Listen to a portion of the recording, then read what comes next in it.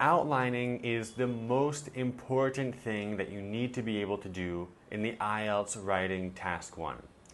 If you cannot outline effectively, you cannot write a high band score response. Now, unfortunately, outlining for the writing task 1 is something that many people cannot do. That's why in this video we are going to learn how to make an effective outline using a pie chart that will make your writing so much easier. I will also be posting similar videos not only about pie charts but also about all the other types of graphs, charts, and maps as well. Now, before we start, what is an outline? Well, an effective outline just means that you can select the right data, the most significant data, and that you can also organize it logically. So we have 4 paragraphs. We have our introduction, we have our overview, and we have 2 main bodies. The introduction we don't need to outline for. We just need to include all of the data. The outlining is for the overview and the 2 main body paragraphs.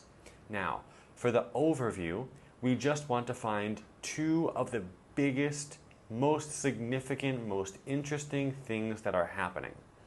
Then in our main bodies, we want to support those things that we mentioned in our overview with more details, with real statistics, and then we want to add just a couple other significant pieces of data as well. There are a couple things that we do not want to do.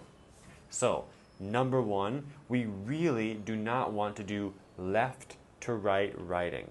That means that you start describing one section of the graph on one side, and then you just keep describing the entire graph going from one side to the next side.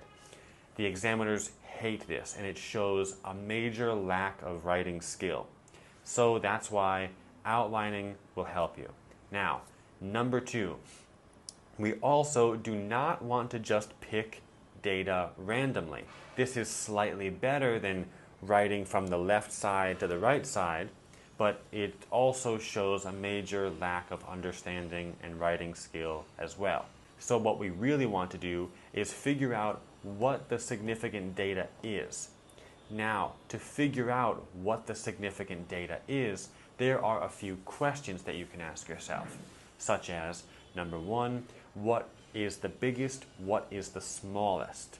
Number 2, what changed the most or what changed the least, or increased or decreased the most and least? Next, we can also try to ask ourselves, are there any patterns and are there any anomalies? Anomalies are oddities, strange things that are not expected or common. Now, if you ask yourself these questions, you will find the most significant data.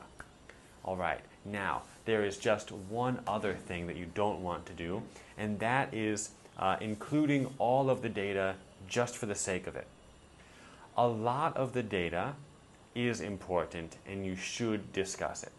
However, some of that data is absolutely not important. And if you're just trying to include all of the data just for the sake of it, it's going to destroy your coherence and your cohesion. It's just bad writing skill. Now, this is the pie chart that we are going to look at today and that we're going to make an outline for. So the first thing that we need to do is we need to go ahead and read it so we can understand it.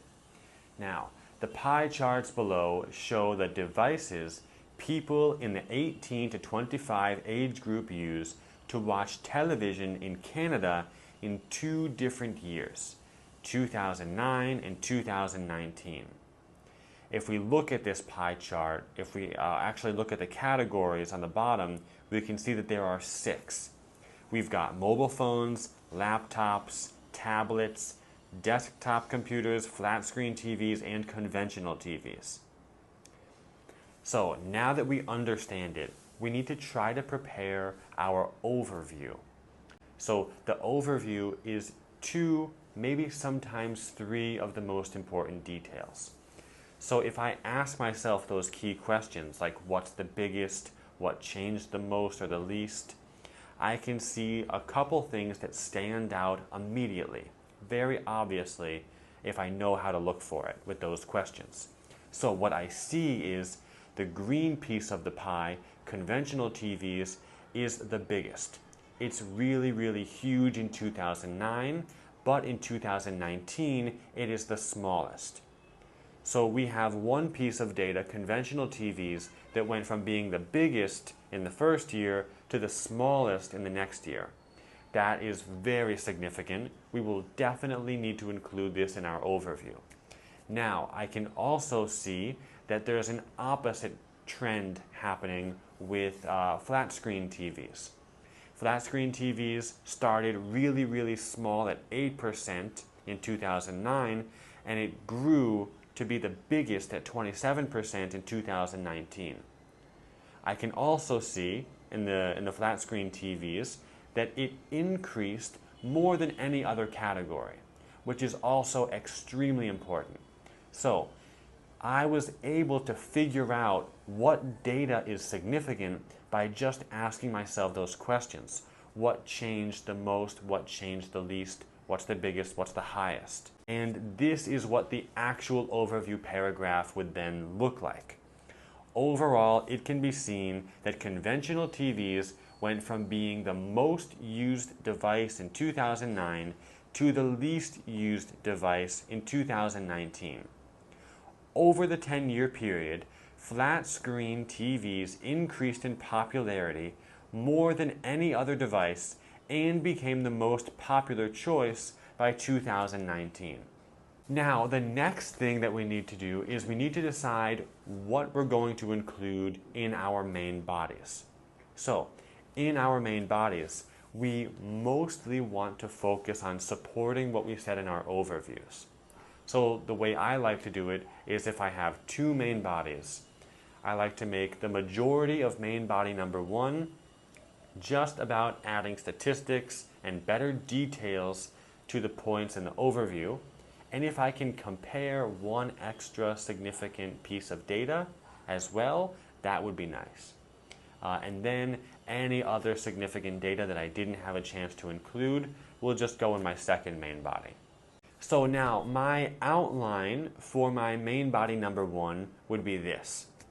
I have sentence number 1 is going to be about conventional TVs, adding the statistics and the details.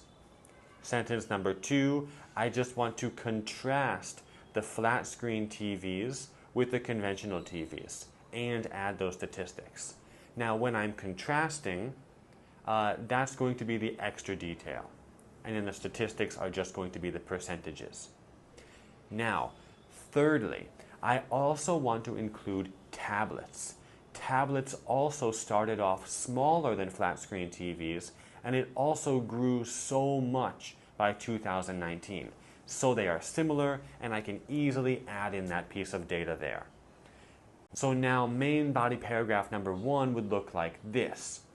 In 2009, conventional TVs were significantly more popular than any other device, at 34%, while in 2019 it collapsed to less than 5%.